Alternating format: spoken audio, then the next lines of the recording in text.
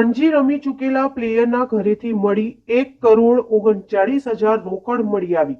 Vadodara એસઓજીને cricket સટ્ટા અને છેતરપિંડીના આરોપીના ઘરેથી મોટી રોકડ મળી આવી છે. એસઓજીની ટીમે ડીસી આરોઠેના ઘરે બાતમીના આધારે દરોડા પાડ્યા હતા. તે દરોડા દરમિયાન સ્ટેશન વિસ્તારના ઘરેથી 1,39,00,000 રોકડ મળી આવી હતી.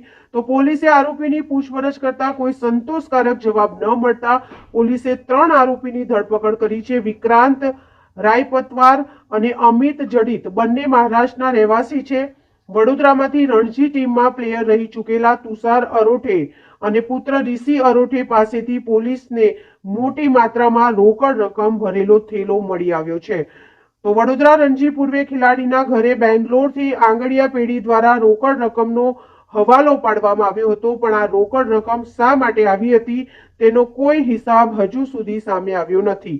તો સૂત્રો તરફથી મળતી માહિતી મુજબ વાત કરવામાં આવે તો પુત્ર ઋષિ અરોઠે બેંગ્લોરમાં ઇવેન્ટ મેનેજમેન્ટનું કામ કરે છે. તો પિતાની પૂછપરછ કરતા તેમને પણ કોઈ સંતોષકારક જવાબ આપ્યો નથી.